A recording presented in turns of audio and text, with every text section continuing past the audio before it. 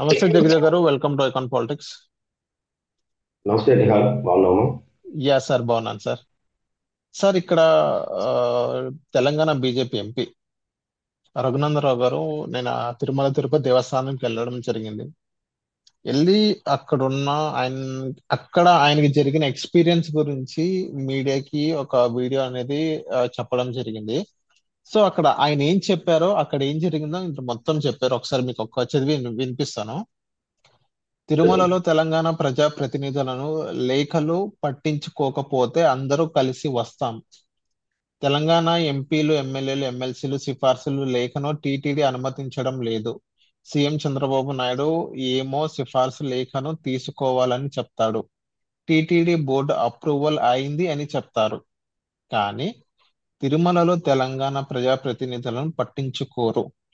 ఈ వివక్ష పట్ల టీటీడీ బోర్డు ఆలోచించాలి అని రఘునందరావు గారు చెప్పడం జరిగింది, బీజేపీ ఎంపీ. సో చెప్పండి సార్, ఆయన స్టేట్మెంట్, ఆయన వెళ్ళి అక్కడ ఎక్స్పీరియన్స్ అయ్యారు. గతంలో కొండా సురేఖ గారు కూడా ఇదే టీటీడీ, కేవలం ఒక 2-3 డేస్ బ్యాక్ కొండా సురేఖ గారు కూడా ఇదే టీటీడీ సంబంధించింది ఈ చంద్రబాబు నాయుడు గారికి లేఖ రాశారు. సరిగ్గా తెలంగాణ వాళ్ళని పట్టించుకోవట్లేదు అని చెప్పేసి టీటీడీ బోర్డు వాళ్ళు. మీకేమనిపిస్తుంది సార్? ఈ రకంగా ఈ చూసినాం తిరుమల తిరుపతి, గతంలో కూడా లడ్డు వివాదం చూసాం. ఇది కనుక ఇంకా ముదిరితే ఇంకో లడ్డు వివాదం అయ్యే ఛాన్స్ కూడా ఉండిద్ది, వీళ్ళందరూ కలిసి వచ్చినట్లయితే. మీకేమనిపిస్తుంది? లడ్డు వివాదం లాగైతే ఇది అవ్వదు. ఎందుకంటే ఎంపీ రఘునందనరావు గారు కాబట్టి ఎంపీ ప్రోటోకాల్ ప్రకారం ఒక సెపరేట్ గా పబ్లిక్ దర్శనం, స్పెషల్ దర్శనం చేస్తారు. విఐపి దర్శనం ఉంటుంది, కాదనట్లేదు. ఇకపోతే తెలంగాణ ప్రజాప్రతినిధికి సంబంధించి ఇవ్వాల్సింది అనేది మాత్రం అది త్రూ వాళ్ళ స్పీకర్ ద్వారా, లేదా వాళ్ళ ముఖ్యమంత్రి ద్వారా, లేదంటే ఒక ఎమ్మెల్యేగా చేయొచ్చు. ఎందుకు? ఒకప్పటి ఉమ్మడి రాష్ట్రం కాబట్టి. మరి ఇదే తమిళనాడు ఎమ్మెల్యే అంత గట్టిగా అడగగలుగుతాడు? ఒక కర్ణాటక ఎమ్మెల్యే అంత గట్టిగా అడగగలుగుతాడు? వీళ్ళు ఎందుకు అడగగలుగుతున్నారు? ఇక్కడ సెపరేట్ గా స్టేట్ అయిపోయిన తర్వాత తెలుగు వాళ్ళను మాకు ఎంతమంది ఉండేది కదా అనే ఉద్దేశంతో అడుగుతున్నారు. ఉమ్, అంతే కదా. ఇప్పుడు ఇదే విషయంలో ఒక యాదగిరి గుట్టకో లేదా భద్రాచలంకో ఇష్యూ ఎందుకు రావట్లేదు? ఇక్కడ ఇది కలియుగ ప్రత్యక్ష దైవం వెంకటేశ్వర స్వామికి ఉండే ఆదరణ గాని, అక్కడ ఉండే క్రౌడ్ గాని, అక్కడ ఉండే ఆగమ శాస్త్రం ప్రకారం నడిపించుకునే విధానాల ప్రకారం అక్కడ సుమారుగా రోజుకి యావరేజ్ గా 70 నుంచి 80 వేల మంది వస్తారు. డల్ సీజన్ లో కూడా. ఇంకా పరీక్షల సీజన్, సమ్మర్ హాలిడేస్ లాంటి సీజన్ అయితే లక్షకు పైగా, 1.5 లక్షల వరకు వస్తారు.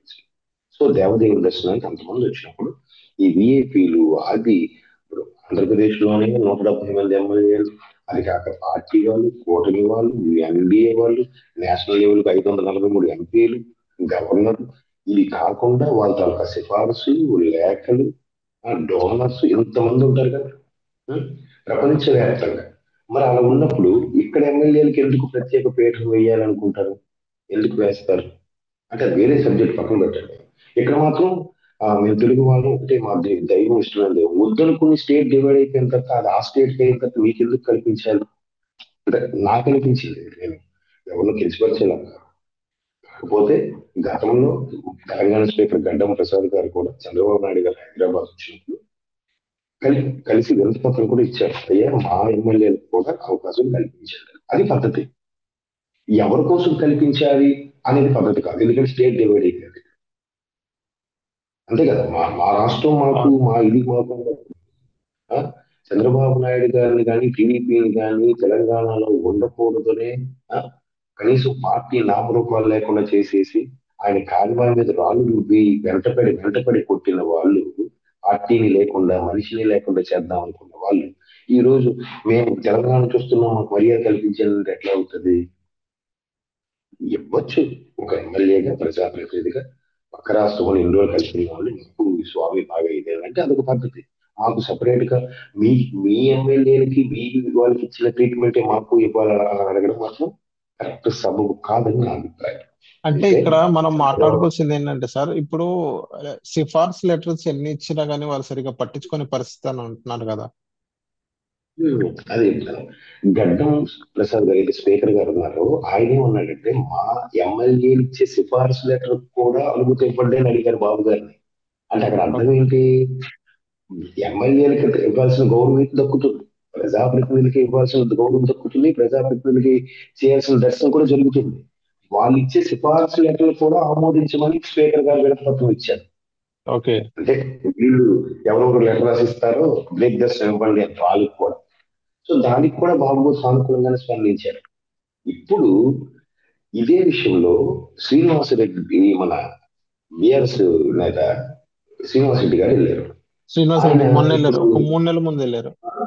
yes, ఆయన కూడా బయటకు వచ్చి విమర్శ పెద్ద ఇదిలాగా, ఇక్కడ మమ్మల్ని పట్టించుకోవట్లేదు. మిమ్మల్ని ఎందుకు పట్టించుకుంటారండి? మిమ్మల్ని ఎలా పట్టించుకుంటారు? మీకుండే ఆదరణ ఏంటి? ఆంధ్రప్రదేశ్ లో నువ్వు ఆంధ్రలో ఎక్కడికి ఎందుకు వచ్చావు, ఎక్కువ మీ ఆంధ్ర అని ఉద్యమాలు మైకులు పెట్టి అనారోగ్యంగా మాట్లాడిన వాళ్ళు మిమ్మల్ని ఎందుకు పట్టించుకుంటారని తెలంగాణలో, ఆంధ్రాలో ఓకే. ఉన్నా కదా. అవన్నీ మర్చిపోయి మైక్ పెట్టగానే ఫోన్ వచ్చినట్టు మాట్లాడిస్తే ఎలా? పైగా మొన్న రీసెంట్ గా ఒక రూల్ కూడా పాస్ చేశారు. ఏది లడ్డు వివాదం అయిన తర్వాత కొండ మీద రాజకీయ పరమైన విమర్శలు చేయొద్దు అని అవును. ఒక చేశారు. ఇప్పుడు వీళ్ళు కేసేస్తే ఏమంటారు? కక్ష సాధింపు, మేము దర్శనం అడిగామని మా మీద కేసులు వేస్తున్నారు. నువ్వు అక్కడెందుకు మాట్లాడుతావు? బయటకు వచ్చాక మీ రాష్ట్రం వెళ్ళిపోయి మాట్లాడు. మైకి ఓకే. పెట్టగానే ఏదో ఒకటి మాట్లాడే. ఇంకా ఓకే. బీఆర్ఎస్ బీఆర్ఎస్ ప్రభుత్వమే తెలంగాణలో ఉందనుకోవడమే అంటే ఆంధ్ర వాళ్ళ ఆస్తులన్నీ ఇక్కడ ఉన్నాయి కాబట్టి వాళ్ళని భయపెట్టిద్దాం ఉద్దేశమే కాదు కదా. కాబట్టి ఏదో మాట్లాడుతున్నాం చేసేస్తున్నాం అని అనుకుంటే కుదరదు. దానికి ఒక లెక్క ఉంటుంది. నోటుకు వచ్చినట్టుగా మాట్లాడేసి అక్కడ ఆ రూల్ పాస్ చేసిన ఫాలో అవ్వాలి కదా. అవును. ప్రజాప్రతినిధిగా మీరు ముందు ఫాలో అవ్వకపోతే ప్రజలు ఎవరు ఫాలో అవుతారు? ఓకే. ఒకవేళ మీరు మాట్లాడాలని పొరపాటు పడిన ఒక వార్నింగ్ కేసు పెట్టడమో పద్ధతి కాదని రిక్వెస్ట్ గా చెప్తే మళ్ళీ దానికి కక్ష సాధింపడతారు. ఓకే. ఇవన్నీ పక్కన పెట్టండి. దీనికి చంద్రబాబు నాయుడు గారు ఆల్రెడీ టీటీడీ సిబ్బందికి చెప్పడం కూడా జరిగింది. జరిగితే వాళ్ళు కొంతమంది ఇప్పటికీ గత ప్రభుత్వం ఛాయలు వాళ్ళు కూడా ఉన్నారు ప్రతి శాఖలో. ఎందుకంటే గత ప్రభుత్వంలో ఎక్కడెక్కడ మింగాలో మింగేసిన వాళ్ళు ఉన్నారు. అది కాక కొంతమంది అన్య మతస్థులు టీటీడీలో పనిచేసే వాళ్ళు ఉన్నారు కదా. వాళ్ళు మేకవన్న పులిలాగా పేరు మాత్రం హిందూ పేరే ఉంటది, లోపల మాత్రం వేరే దేవాలయాలకి వేరే వాటికి వెళ్తూ ఉంటాడు.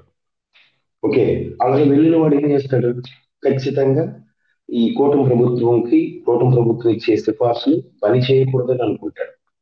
కూటమి ప్రభుత్వం చేసే సిఫార్సుల్ని బేఖాతరు చేయాలని చూస్తాడు. ఎందుకు? కూటమి ప్రభుత్వంకి చెడ్డ పేరు రావాలి కాబట్టి. సో అలా కూడా జరిగిండొచ్చు. ఎందుకంటే అలా కాకపోయినా సిబ్బంది రోజుకి కొన్ని వేల మంది వచ్చే దీనికి రకరకాల సిఫార్సులతో వాళ్ళకి బ్రేక్ దర్శనం, వీళ్ళకి విఐపి దర్శనం, వీళ్ళకి ప్రోటోకాల్ దర్శనం అని చెప్పి వాళ్ళు తీసుకెళ్లి సకల మర్యాదలు చేసి ఆ అంతరాలయ దర్శనం చేపించి ఎంత చేసే వాళ్ళ హెడేక్స్ కూడా వాళ్ళకు ఉంటాయి. దానివల్ల ఒక్కొక్కసారి డిలే అవ్వచ్చు. సార్ మీరు ఇప్పుడు వచ్చారు, ఇప్పుడు అవ్వదు, ఒక 1 hour వెయిట్ చేయండి, మీకు దర్శనం చేపిస్తా ఉంటారు. సరే, నేను ఎంపీని ఎమ్మెల్యేని నాకు ఇప్పుడే కావాలి అంటే ఎంతవరకు కరెక్ట్? వాళ్ళకు కూడా ఒక షెడ్యూల్ ఉంటుంది కదా. ఇప్పుడు ముందుగా లెటర్ పంపించారు అనుకోండి, వాళ్ళు ప్లాన్ చేసుకుంటారు. సడన్ గా వెళ్ళిపోయారంటే కాబట్టి ఇక్కడ బాబు గారు చెప్పినా కూడా సిబ్బంది కాస్త ఏమరపాటుగా ఉండడం, లేదంటే ఇట్లా షెడ్యూల్ ప్లానింగ్ లో కొద్దిగా డిలే అవడం వల్ల వాళ్ళకి అనుకున్న స్థాయిలో అనుకున్న టైంలో దర్శనం అవ్వకపోవచ్చేమో, కానీ ఖచ్చితంగా ప్రజాప్రతినిధికి ఇంపార్టెన్స్ ఇస్తారు, చేస్తారు.